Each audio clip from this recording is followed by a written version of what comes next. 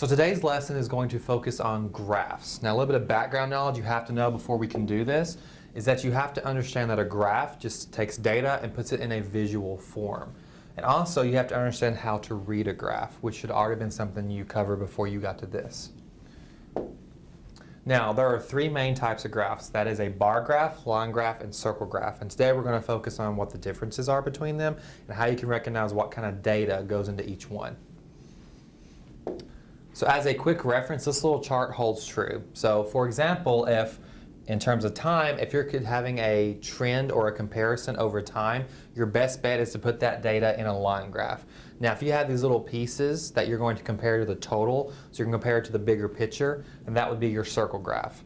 And bar graph is kind of like your catch-all, but a bar graph is when you're comparing multiple values to each other and not necessarily to the whole, which is what you're doing in the circle graph. So let's look at the line graph first. As I've said, line graphs show a change over time. Now, if you look at this line graph right here, and it is called a line graph because you can clearly see the line, we're looking at the number of push-ups over the total week. So this is our change over time, Sunday, Monday, Tuesday, all the way to Saturday. Now, if you notice, we started down here at 4 on Sunday, and we ended up at about 21, 22 on Saturday. So we can clearly see that there's an increase in the number of push-ups in this line graph. And that's one of the main reasons people use line graphs, is to show that change over time. Is there an increase or decrease, or what's happening? Now, a bar graph. We have said that a bar graph is when you're comparing different values to each other. So for example, right here, we're looking at birthdays of students by month. So we can see that in June we have the most birthdays because the bar is taller than the rest of them. Compared to that, August has the least amount. So this is why a bar graph is good to compare different values to each other, because it's clear which one's the greatest and which one's the smallest. Now, our last graph is a circle graph. Now, we have said that is comparing parts to a whole. Now, if you look right here, these are sneakers sold this month. If you look at the little pieces by themselves, Nike has the largest piece. Therefore, it sold the most out of everybody else. But when you put Nike with Adidas and all of them together, you get this total circle, which should represent all the sneakers, or the total number of sneakers that were sold that month. So we're actually looking at each of these individual sneakers compared to the whole. So the next thing we need to talk about is trends. When you're looking at either a bar graph or a line graph, not necessarily a circle graph, you need to pay attention to what a trend is. It's summarizing everything that is happening in the graph. It's not going to focus on just a little piece of it. It has to be talking about the whole thing. The best way for me to show this to you is to actually just do an example problem you could see on the high set. So right here it says, what is the overall trend of the graph? Now we're looking at it. This is students per classroom, and this is based on different years, and each line represents a different classroom.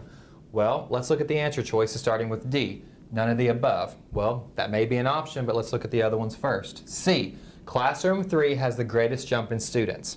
Now, again, a trend is supposed to be talking about the entire graph, not just a piece of it. Now, if you look at classroom 3, which happens to be the orange one, so this one right here, it does kind of have the greatest jump when you look at these two pieces right here. It has a nice little slope there, a nice increase. But again, that's only referring to classroom 3. It's referring to just a piece of it, therefore it can't be a trend. So C is incorrect. Let's look at B. There are more students in classroom 1 than classroom 3. All right, classroom 1 is our light blue one right there, and classroom 3 is again the orange one.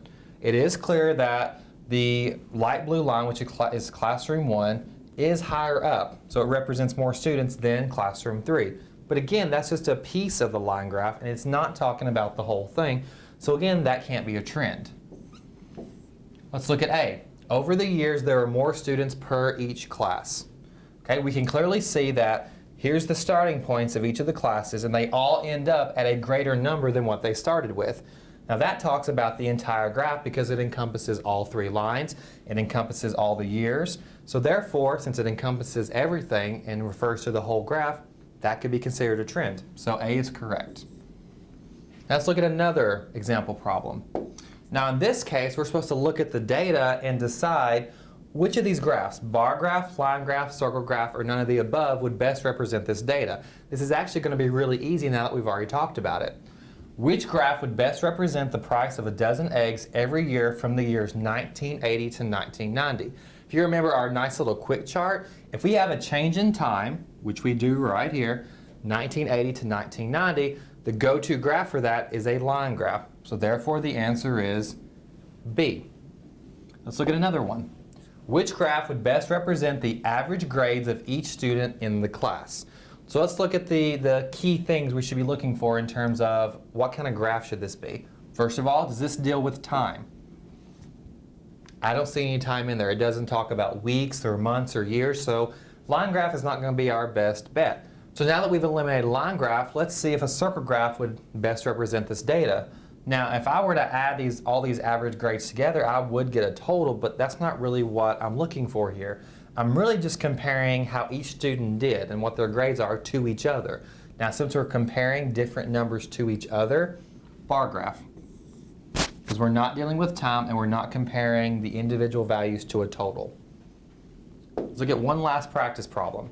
Which graph would best represent how much each state contributes to the total federal income tax? Okay, let's first see, is this dealing with time? No, it doesn't talk about weeks, months, years, seconds, anything like that. So we can eliminate line graph as a possible answer choice. Let's think about bar graph for a minute. It says, which graph would best represent how much each state contributes to the total federal income tax?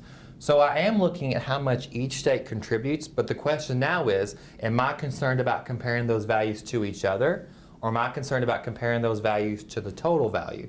Well, lucky for us, it says it right here.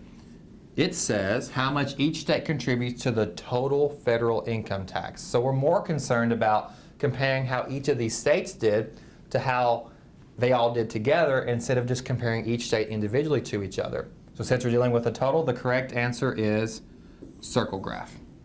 So to conclude this lesson, we have focused on two major things. One is looking at a set of data and saying, what kind of graph would best represent that? And what it boils down to is that little chart that I showed you. If you're dealing with time, line graph. If you're comparing values to each other, bar graph. If you're more concerned about comparing values to the total when you add them all together, circle graph. The other thing we talked about was trend. Now the biggest thing about trend is understanding, hey, a trend should talk about the entire graph, not just a piece of it. So when you look at your answer choices, say, okay, does this answer choice talk about the whole graph or just a piece of it? If it's just a piece of it, eliminate it.